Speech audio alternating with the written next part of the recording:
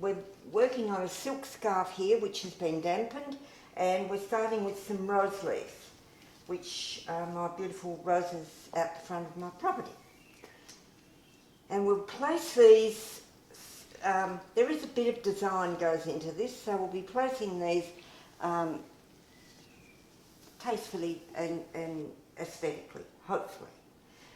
This is another plant that I've got growing here in a pot, a beautiful eucalyptus, and I'll be using eucalyptus leaves as well.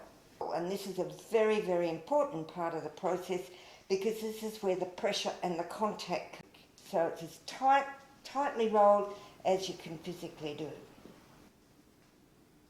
Tightly, tightly, tightly, that's the word. Then I incorporate this piece of well-up old recycled plastic in it, still going tightly, and then I proceed to tie. I leave an end so I can tie it off at the end. Now this is contact again, this is what we call pressure. The more tight this is, the better, because that's putting contact of the leaves against the fabric. And you go round and around and over and over and over, and use lots of it.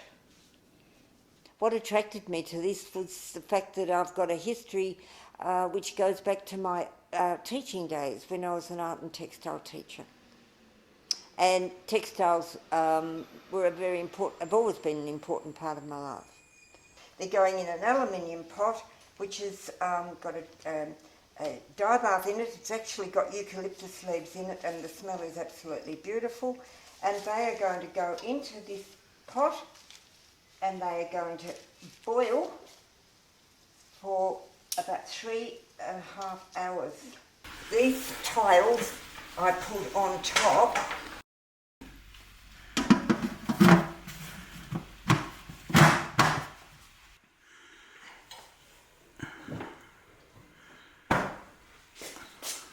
I like to use wool mainly.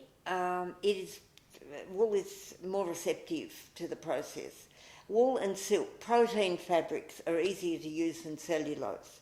Cotton and linen and rami and the other cellulose fabrics are quite a lot more difficult. But I also print on paper, on 300 GSM watercolour paper, and that takes flowers beautifully.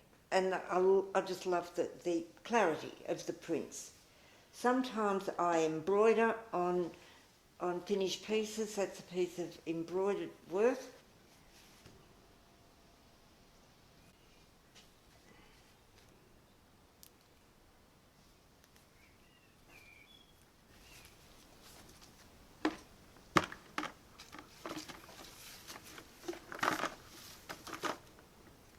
When it's hot, this is the easiest way to undo it, because that is boiling.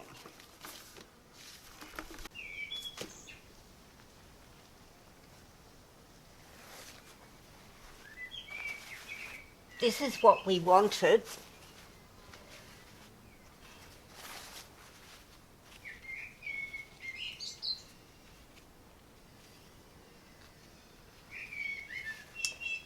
The rose leaves sometimes cling.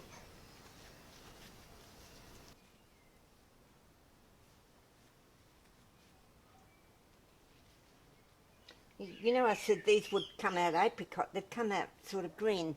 I do have failures, that's quite inevitable. Sometimes things just don't go to plan, and I think that's mainly because this is not an exact science. What you do one day, you might just differ a little bit the next day, which can make a big difference.